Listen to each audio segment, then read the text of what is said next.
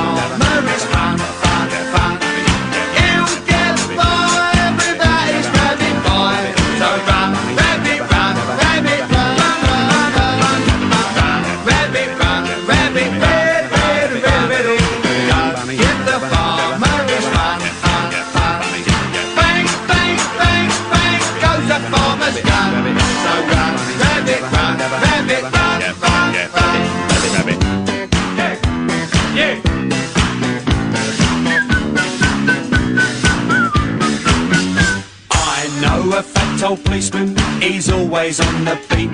That fat and jolly red-faced man, he really is a treat. He's too kind for a policeman, he's never known to frown, and everybody says that he's the happiest man in town.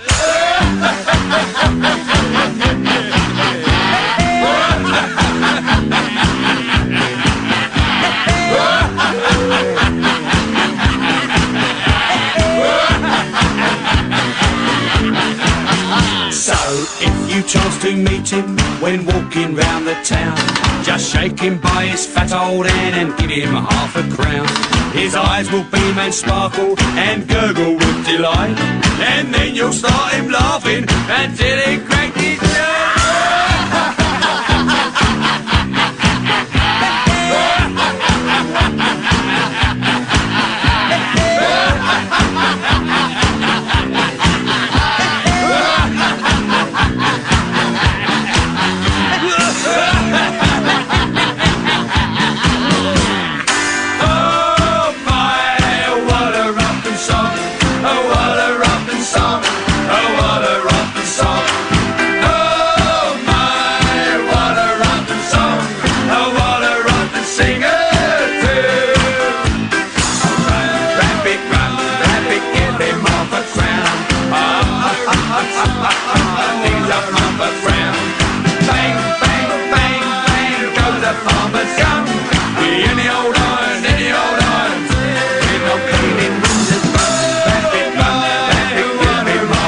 Here we go. Oh my, what a rotten song. What a rotten singer too.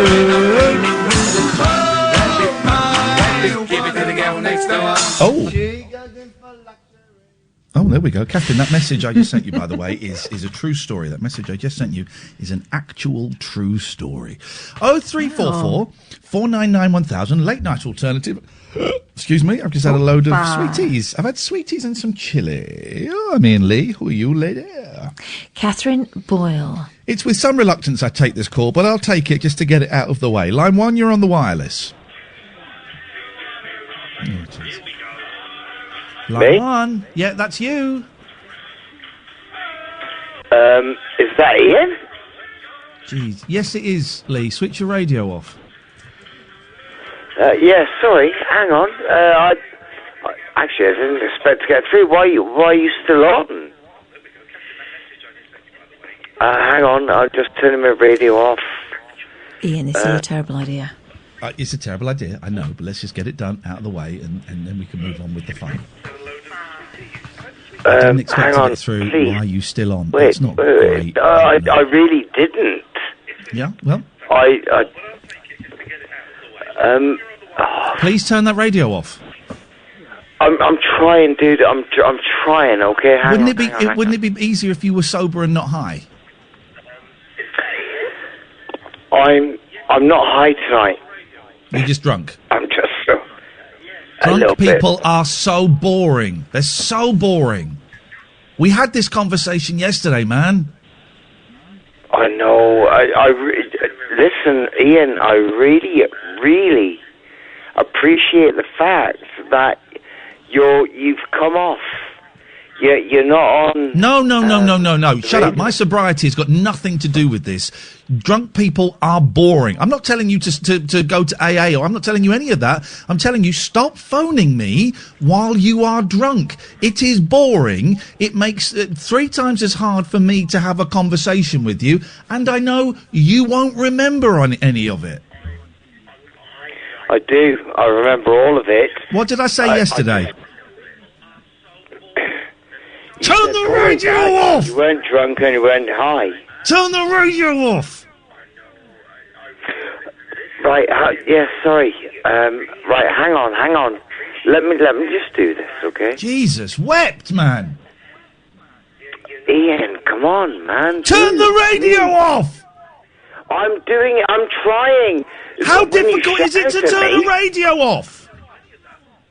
But when you shout at me, then I have to think about it. You shout. Oh, goodbye, Lee. 0344 499 1000. Also, Lee, could you not keep ringing all night, because it's not going to work. Ring us next week when you've not had a drink, please. When you shout at me, it's hard. Oh dear God. No. If we're going to start being blamed for him not being able to turn the radio off, I mean, don't that's wanna the be blamed for level we're anything at. bigger. It's my fault that the drunk man can't turn the radio off. That's it. Listen, I don't have a problem. I don't have a problem with people drinking. As most of you will know, I don't care if people get drunk. I don't people if drink in moderation or excess.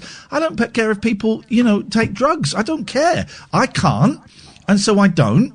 And if people have issues with those things, I'm more than happy to share how I managed to stop using drink and how I managed to stop using drugs. But I'm not one of those people that goes, well, you can't drink. For example, Catherine, whenever we're out, I'm constantly encouraging you to have a glass of wine. Oh, God, he shovels it down my neck. It's incredible. I have but no here's the problem thing. with... It's kind of rude to come on and monopolise 10 minutes, sometimes 15 minutes, because you can't string a sentence together. It's rude. And also to take up our time when you cannot remember it the next day. What's the point? And there's usually a really intricate story as well. And we know that there is something awful going on with Lee. But it's not something that can be addressed when he's like this. Let's go to line one. Line one, you're on the wireless. Hello, am I on? You are. Oh, good evening. Or morning. Is it morning now? I think it's just about morning, isn't it? It's morning, but I wouldn't say good morning until I'd had a sleep. Yeah, I've not slept yet. I'll be up for a while yet, I think. Good lad. What you got for us? Anyway, thank you very much for letting me on your show.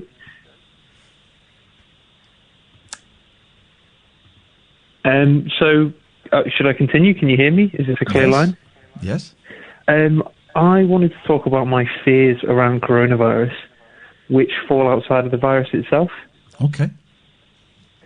So, I am a bit of a natural contrarian, and I feel like, I'm not clapping for the NHS and stuff, and when people have conversations about, how terrible it is that people have gone to take a walk in the countryside, or, made an unnecessary visit to see their grandma.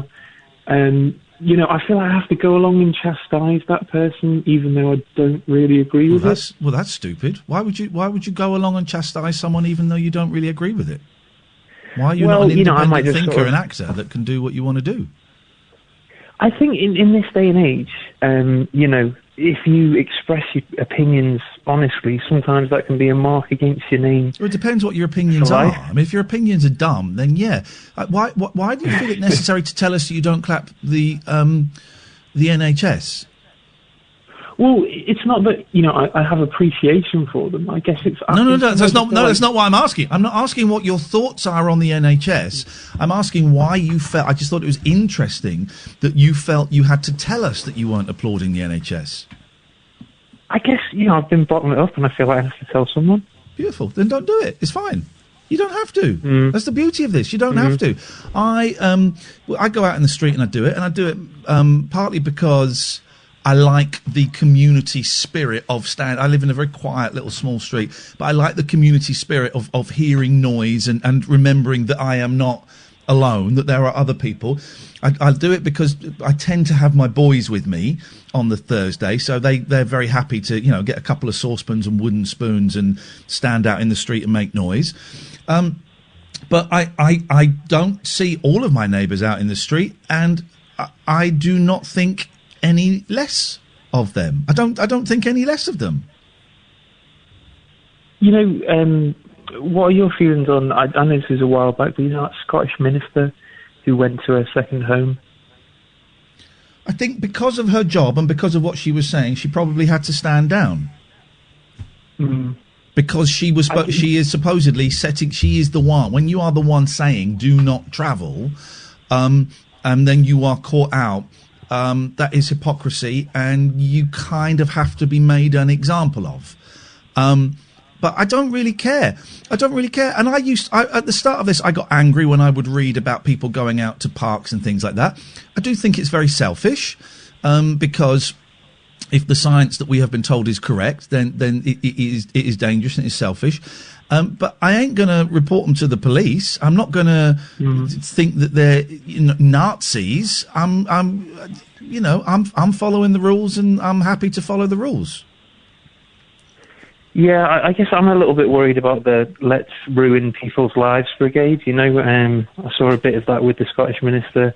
Of she must be fired from her job. She had to go. She had to go from she had to go from her job, and you can understand why, can't you? Do you know what? It's not it's the vitriol that concerned me more than the outcome. If you know what I mean. But there's always that. I don't know if you remember. Do you remember a while ago there was a thing called what was it? Brexit, and the anger that came from both sides, and that just seems to be the trend of the last 5, 6, 7, 8 years. That there has to be anger. Just don't get involved in it. Just don't get involved in it. I certainly try not to, but I wonder how many people there are like me who, because we're not of the correct opinion, who have to sort of, keep our mouth shut. No. You're being combative with that statement. You're being the problem with that statement. You're being aggressive with that statement. Because I am not of the correct opinion. That's an aggressive thing to say. Maybe, but you see the likes of people who are speaking against it. For example, Peter Hitchens has been quite vocal. Well, Peter Hitchens is always vocal. He's a gobshite. That's his job. The people are. But he's making money out of doing that. Can I say something? Most people aren't thinking about you. It doesn't matter. So you can take your stand and not clap, and no one will care, and that's fine. Why are you looking for people to disapprove of you? And supposing your next door neighbour does care, who cares about that? That's their issue. You don't want to clap them, you don't have to. Realistically, the clap, it's kind of dumb.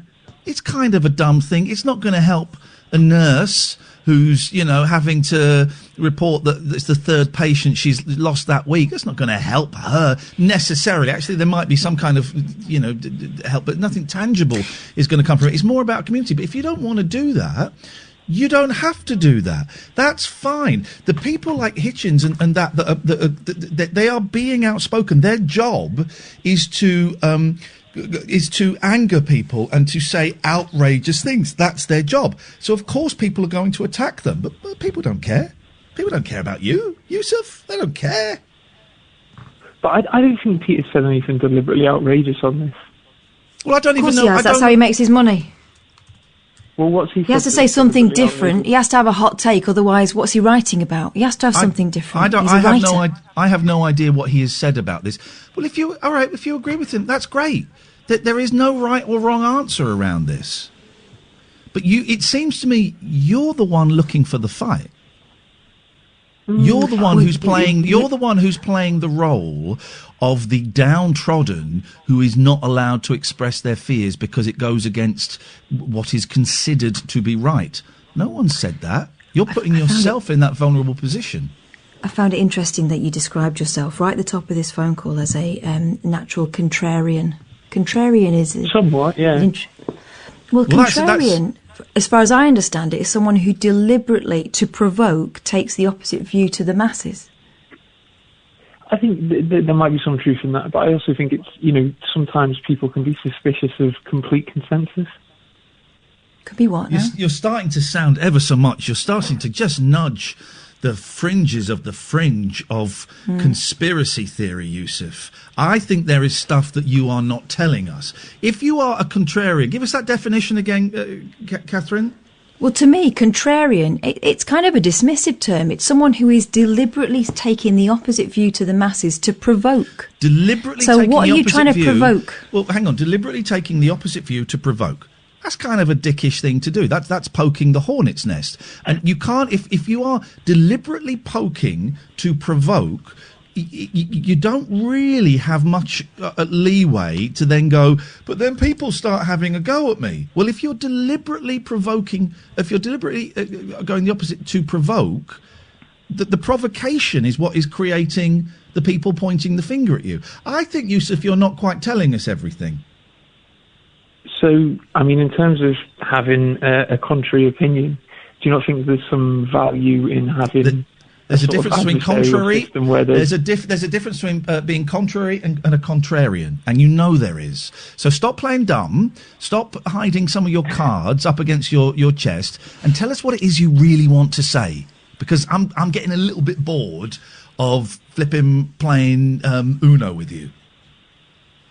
I'm not, necessarily holding anything close to my chest, but I don't think our response to coronavirus has been that great. Well, now we're going to a completely different thing altogether, Yousef. Listen, I'm going to give you one more chance because this is really boring, right? You're not very good at this, and it's boring, okay? And I've got to go to a break, and I've got to make entertaining radio, and this ain't it, right? What is it you really want to say? Just say it, right? Just say it. Don't give me all this bullshit about, I'm a contrarian and I don't think it's right that people... Stop whinging. Tell me what it is you actually are upset or angry with or want to say. Okay. I'm upset that there's not really a wide-ranging discussion on this issue. What does that mean? What points of the discussion are being missed? So I don't think there's been a lot of challenge to the standard accepted approach that we're taking to this virus. Are you nuts? So scientifically, what do you think that the opposite view is? Do you know better than the scientists? Would be that the lockdown hasn't been that effective. How do you know it's not been effective? How do you know it's not been effective? Look at other countries where they haven't taken the same measures. And the spread's been pretty similar. For example? We mentioned Sweden, who have not done the lockdown in the same way. Schools and shops are still open, and they have the biggest increase in death rates in as compared to Norway and their closest neighbours. Yousef, I'm going to go because this is really boring and I feel really annoyed that you came on and you're waving your left hand at me, but really your right hand that was behind your back was getting ready to punch me. I don't think you're up to this. Next time, keep your line open. Next time you come on, just get to the point because we've wasted 10 minutes of just like doing a silly little dance and there was no need to, mate. And I'm actually quite annoyed that you would waste my time like this when we just wanted to come on and say you don't think there should be a lockdown. Well, you should have just come on and said, I don't think there should be a lockdown. Also, I don't think you know what contrarian means. Okay. All right. I'm going to give you a C. No, you don't upset me. I'm just angry that I treated you with kindness. I'm angry. I'm very precise with my words, Yousef. I'm angry that I treated you with kindness, and you were trying to do some subterfuge. You won't think you were. Really. Well, you were because you started one thing. You started one thing, and then you went off into a completely different direction. You should have just come on, going off in the second direction, mate. You tried to lead me in a different direction. No, I have not. And there we go. And there's the answer, Yousef. There's the answer. There's the answer for you. It's somebody else's fault. It's somebody else's fault. And that's what people like you will always blame other people. You blamed people that you get attacked for having a contrarian view. You've blamed the government for enforcing a lockdown that you think you've blamed the government for enforcing a lockdown that you don't agree with, and now you're blaming me for leading you. I didn't lead you. I was trying to make the call interesting and find out what you wanted to say, mate. I didn't say I was attacked. I just said, that we exist. Yousef, you're not. Yousef, not tonight, mate. You're not up to it. You're not up to our standard, I'm afraid. Yeah, I'm not sure about that. I mean, no, I know you're not because you're not that bright. Well, you would say that you're a contrarian. Goodbye, Yousef. Being a contrarian isn't just saying no, I don't think so. Yeah, have a point. Try again next time. Keep his line open. Try again next time, Yousef. Good night, mate. 0344 499 1000. This is Talk Radio. Late night, Iain Lee on Talk Radio. The thing with this show, I can't afford, and we spent 10 minutes getting to the point. What a waste of I'm really sorry, dear listener, a waste of your time, and a waste of our time. And people like that, it's always someone else's fault, Catherine. It's someone else's fault that people are attacking him for his views. It's someone else's fault that it's the government's fault that we've got this lockdown that he doesn't agree with, and it was my fault for leading him in a different direction. It's always someone else's fault. What we heard there was Twitter Live. Yeah. But also someone who has no hot take at all on something. I'd be interested to hear a contrary opinion. But when someone says contrarian, that to me says someone who argues for the sake of it. But unfortunately, there was no argument there. It was just I don't think that's right. Okay, well, so tell us what your version of it is. Because let's be honest, none of us really know anything for sure at the moment. Our grip on surety has been loosened quite a long time ago. The two calls we've had tonight where it has been, I'm paraphrasing significantly with that second one, is let me finish because no, isn't it? No, sorry, no. The two calls that have said it's awful that I can't say what I want to say without being attacked. Yeah. One was a racist, and one wasn't as bright as he thought he was. And is unable to accept any responsibility for his actions and his words. But also, that's the most attention those actions and words have had probably since he's held them, because for the most part, he sits there simmering on them. And feeling like he doesn't want to join in. Feeling like you don't want to join in is not the same as deliberately opposing something. He will have gone away thinking he beat us. Yeah, do you know what I heard from him when he said, "Oh, I made you angry"? Yeah, I heard that. He doesn't understand the theatrical side of the show, but yeah, he will go away thinking he beat, I don't know, mainstream media liberal elite. I don't know what he considers me to be. I don't think there was that depth of thinking there. No, but he will post on some forum or on Twitter or somewhere. I beat that guy. I beat him, and okay, if that's important to you, congratulations. But anyway, go on. Sorry. I heard no new argument from him. I don't mind people having contrary views. I'd really love to hear something new. Because as we said, we don't really know anything. And I think at this point in the situation, it'd be quite nice to hear someone else's, someone else's opinion. Or not opinion, no, some facts that might make us think of things differently. But just, I don't think it's right. And then not being able to give us any, he was saying, there are some countries where they've not done it. Yeah, and they're not doing too great at the moment, are they? The ones I've seen, but I may be wrong. I would love to hear someone tell me that someone else has taken a different tack in a different country and they've had better results. That's what I want to hear. And that's not contrarian, that's just different. Let's go to line 3. Line 3, you're on the wireless. Ian. Hello. Right. Change of direction. Toys. Here we go. I'm in. So I spoke to you very late last night, and you said I could give you a call back. Oh, you're a naughty man. Dirty boy. He's a naughty man. This is not safe for work unless you are working in an adult forum. I got your email, and I was disappointed because you missed a letter off of it. You misspelt a word, Tom. I did. I omitted the end, didn't I, in TLNA? No, well, you did miss that. Yes, you did. There was something else. Please take a... please have a look at what we sell, and if you or Kath are interested in anything, please let me know. I will sort you a discount. In fact, I owe you guys for all the entertainment. I'm pretty sure I can send it free. I didn't read that bit. Free dildos. Obviously, I didn't look at it, but some of those things look very interesting. And thank you for the... Oh, you sent me 2 emails. Why didn't I see the second email? Yeah, the first email I think I sent before I'd finished it because... you're right. Okay, I didn't see this. House. Okay. Thank you for the kind words about my mum. So you sell sex toys, which I'm a big fan of. Not just any old sex toys, though. They're posh. Are they posh ones? Yeah, posh ones. We do try to be at the top of the range, so to speak. I had a look at your Twitter feed. My God. So business is booming at the moment, is it? It is indeed. Stay safe, stay home, and play with yourself, I think.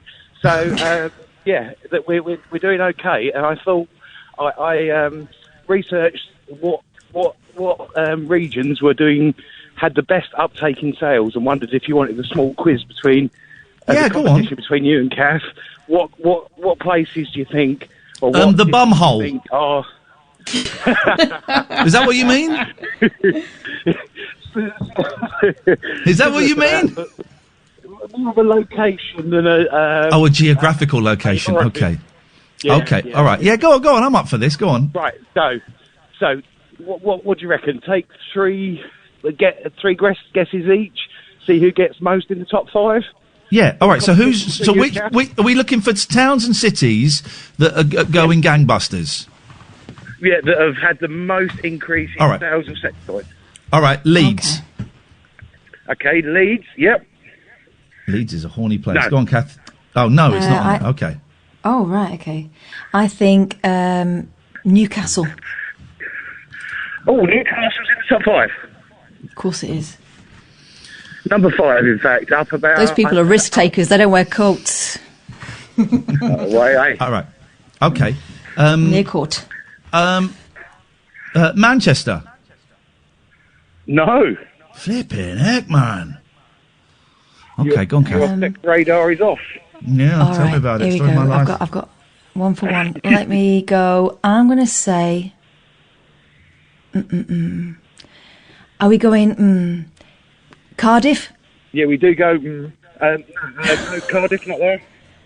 Cardiff is already stocked up. It won't be any Welsh cities because they are filthy and they are already stocked up and ready to go. I used to have a Cardiffian housemate. I know exactly what goes on. All right. Okay. Bristol cities. Filthy. Good idea, but no.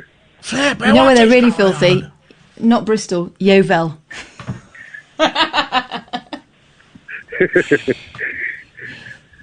Yeovil, but I bet they don't use things. So let me think. Let's go. London. London, number 3. Go on and give us the top 5 rundown of Essex. Essex isn't a city, Catherine. It's a county. Like Basildon or somewhere. Give us let the man. You know what? You're nearly hitting my home location at Basildon. I'm just down the road. Of course, you sound very common. We guessed. Joke. It's a joke. It's a joke. God, you can't say anything these days about people of ethnic minorities. Joking.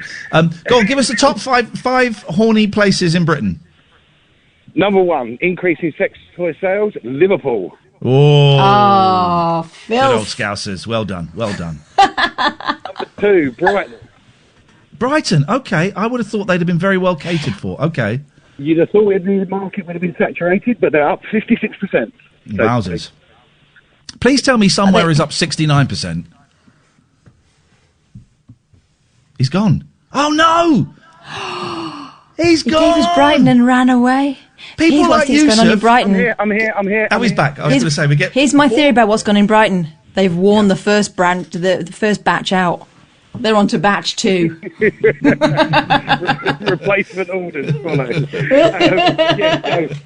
So Liverpool or Brighton. We had London number 3. We had Newcastle number 4. Number 5 is those dirty Brummies. Filthy animals. Yeah. Okay. Well, you know what? You, Tom, have just won yourself the chance to give your company a cheeky little plug on here. And also, if you do me a tweet later or tweet now or whenever tomorrow, I will. Sorry, someone has sent me a text message addressing you as Dildo Man. I mean, golly gosh. Well, that's some superhero.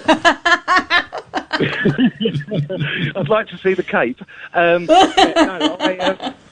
I indeed have been nicknamed at in my snooker club as Grandad Dildo. Wow. Yeah, that's fine. That's fine. I could cope with that.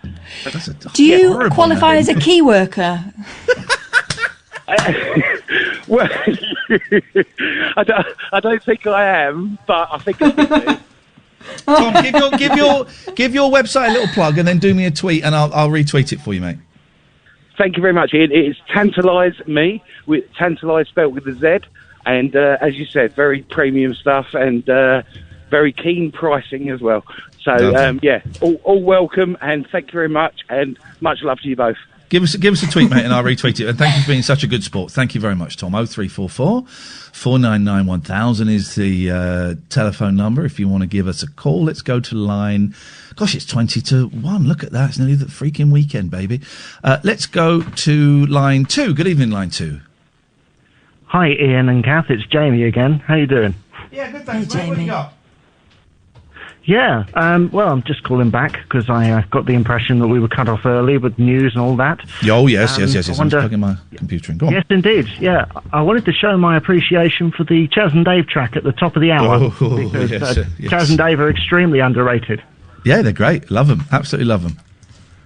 Yeah, I miss Chaz. I was thinking because we had Chaz on the show, and I know his daughter and his son-in-law, and met him a few times. And I was just thinking of when I went to interview him, Kath, and I got to chat with him for an hour, and I took my little ukulele, and we jammed on a Beatles song at the end, and I was just thinking about that, thinking, yeah. That was wicked. I wish I'd had a couple more songs up my sleeve. I could have played along with him, but that was great. And I met him all too briefly, but he just seemed like such a lovely man. And I've got quite friendly with his daughter since then. And they're such a great family. God, what a lovely fella. Yeah, really, really nice guy. Really nice guy. Yes, but he always seemed to have this energy about him. I always enjoyed watching him perform. And obviously, as a Status Quo fan, he did a spin-off kind of project in the 80s with the original drummer of Status Quo. Right. With a bunch of other people, Roy Wood and Phil Lynott from Thin Lizzy, and they had like one single, and they appeared on TV maybe once or twice. I think it was on the Chris Tarrant OTT show in the early 80s. The adult spin-off to Tiswas that flopped miserably, yeah. Yeah, well, that single, I think, flopped miserably. Well, it was just a medley of rock and roll songs. It was, but not with the Chaz and Dave flair. As you say, sadly underrated. I remember that interview. He was very good. He was always very open. Here's the thing. He knew everybody. He was friends with Jerry Lee Lewis. He was friends with Gene Vincent. Eric Clapton's wedding in 1970, I don't know, 6 or 9. I think it was 79. I can't remember. 70 something anyway. The three of the Beatles got up on stage. Paul, George and Ringo got up on stage and jammed at Eric Clapton's wedding, and the fourth person on stage playing the piano was Chaz Hodges. Chaz was a quarter of the Beatles at their only reunion in the 70s. And stuff like that, that's amazing. That's amazing. He's a great guy. Jamie, anything else before we move on? Well, I'll let you move on. I just wanted to show my appreciation. Thank you, mate. I've called once. I've called a second time. Thank you. Thank you. 03, the switchboard is now empty, guys, for the last 15 minutes or so of the show. Let's see if we can rattle through some calls. 03 44 499 1000. This is Talk Radio. Late night, Iain Lee on Talk Radio. 03 44 499 1000. We're taking calls straight to air. Last 15 minutes of the show. Martin Kellner coming on at 1. Let's rattle through some calls. Line 1, you're on the wireless. Hi, Ian. Hi, Katherine. Hello. I just wanted to ask Ian, did you have your water fight this afternoon? Yes, we did. It was flipping awesome. We got absolutely soaked, and we would make a rule we could come into the house and fill up, and you weren't allowed to shoot in the house. I was going to say there's got to be some rules. Rules. A lot of sneaking up on each other, a lot of pretending to team up with one of the boys and then turning on him and attacking him. Against or boys against dad? Free for all. And then we did it, and it was flipping brilliant, and we were exhausted, and we were screaming out loud, and it was joyous, and then we all got in the kitchen and stripped off, and the kitchen floor was soaking wet, and it was brilliant. And we're doing it again tomorrow. We're doing it again tomorrow, water pistols and Nerf guns at the same time. Oh, mate. Oh, I wish I was there. That would be weird because you don't know my kids. But I get your point. It was wicked, man. We had a great time. I was sat in the sun at 3 o'clock this afternoon, and I thought of you. And I thought, I bet Ian Lee is running around his garden now with a big water pistol. Yeah. Getting absolutely soaked. It was brilliant. I treated us to some really nice, the really nice ones, and it was, it was wicked. Pump action, mate. Yeah. Pump action. That's what it's all about. You know it. Oh, Kath, I've just remembered. Kath, do you remember a while ago you bought some smaller water pistols? Yes. Right. Yes, well, this is what I'm doing tomorrow, Damo. Get this, right? I'm gonna hide the smaller water pistols which in my they've back, forgotten about. Which they've forgotten about. I'm going to hide them down the back of my shorts tomorrow. Beautiful. So that when my pump action is empty, I can then just pull out the pistols and go. Yes. Those boys are screwed, man. Damo, thank you. I'm going to move on because I want to rattle through some calls. Let's go to line 2. 2, you're on the wireless. Dolly Parton. 0344 499 1000 is the telephone number. It's funny, when I started doing Call Straight to Air maybe 15 years ago, it's not an original idea. Tommy Boyd did it. Clive Bull used to do it with, what did Clive call it? Oh, Clive used to call it Bob's Tea Break because his producer, Bob, would go off on a tea break and he'd go, right, well, it's my producer isn't here to answer the call, so I guess it's time for Bob's tea break, and they take Call Straight to Air. So it's nothing original, but what's interesting is, as time has gone on, the calls have got longer, Katherine, and that last call there from an anonymous young boy was kind of the length of what they used to be. People would phone up, put the phone down. And now, you get quite long calls, and some of them are great. Some of them are very, very silly and very tedious, and that's just the way it goes. But it was interesting to hear a short call. 03 44 499 1000. Let's go to line 1. Line 1, you're on the wireless. What is it? Hello? Hello, line 1, you're on the air. Yep. Oh, you won't stop talking. Why don't you give it a rest? 0344 499 1000. You won't stop ringing. Why don't you give it a rest? I think would be. That is the drunkest person I've heard for a long time. Oh gosh, I find drunk people boring. I've always found drunk people boring. Before I got sober, I found drunk people boring. I used to find stoners interesting, and now I find them dull. And I look back and I think, my God, how boring was I as a stoner? But I've always found drunk people boring. And what is great about being sober is I can see the tipping. I don't mind being around people who drink at all. It doesn't bother me in the slightest. But I can see the tipping point. Yeah. From when they go from being, friendly and effusive and funny to when they cross over to being dull. And I'm now great at going, do you know what, everybody? I'm done. I'm going to make my way home. Thank you very much indeed. Boom. I think that's one of the skills you learn as an adult, or you don't learn it because you're on the other side of it, right? You go to a party, I have a couple of drinks, but then I bail when things start to get a little bit dark and a little bit people saying, I'm just saying what I feel, all that stuff. I don't want to get involved in that because none of us are going to come out great from this. So goodbye. We've all been cornered by that uncle who doesn't know when to stop drinking and doesn't know when to stop talking. Yeah. Don't be that guy. Let's rattle through these calls. Line 1, you are on the wireless.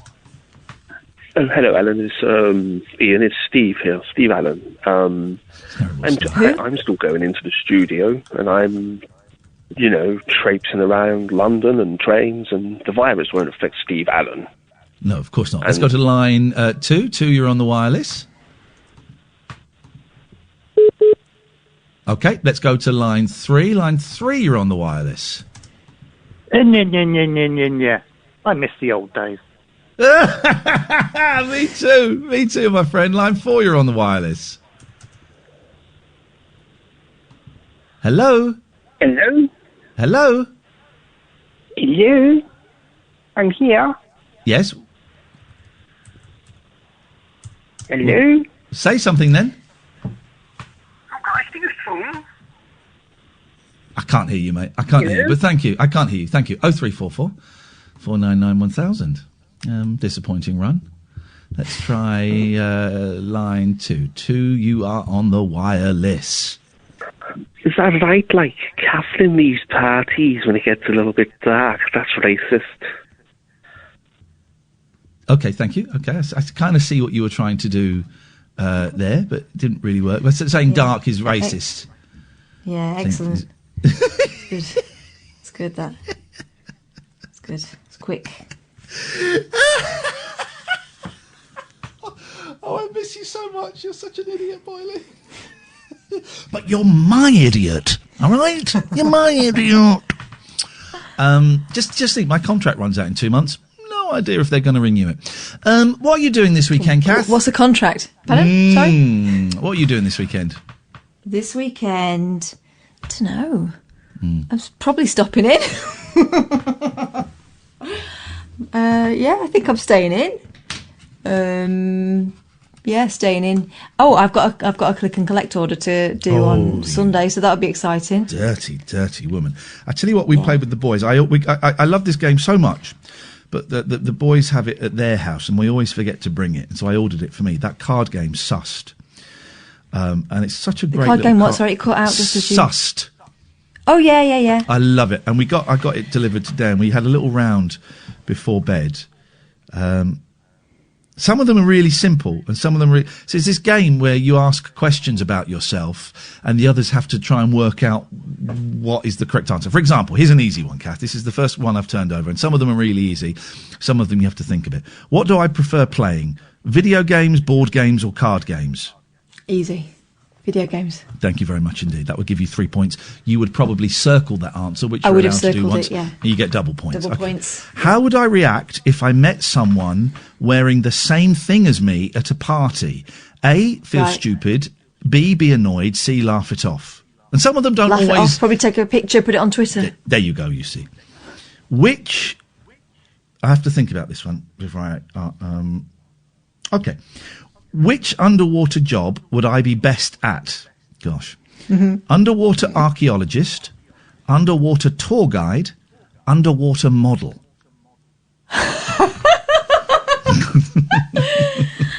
I think you would say underwater model. Correct, absolutely correct. Would you know? I would say it because I would be the best at it.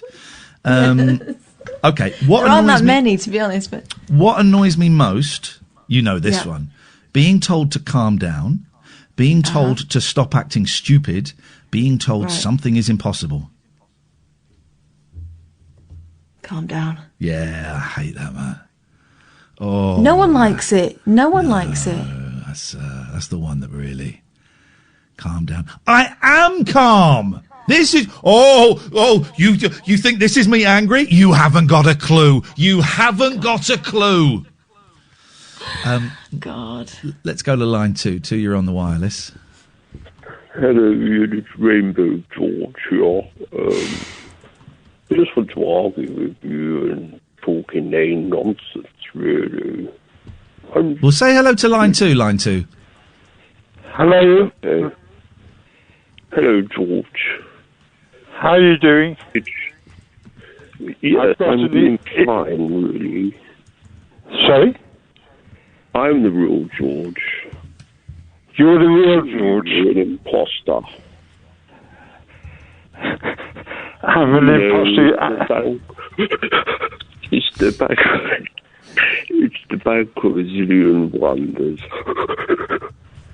I want to give an exclusive for the Iain and Kath late night alternative show, and it's news of a new band that was formed last night, and it's called the Strolling Bones, and the Strolling Bones are going to have a huge hit. Oh, be quiet, George. Listen, the zillion wonders in the bank and Peter Cook, yes, and I don't pay my landlord and I punch the house. What do you think about the exclusive that I've given you? The Strolling Bones, and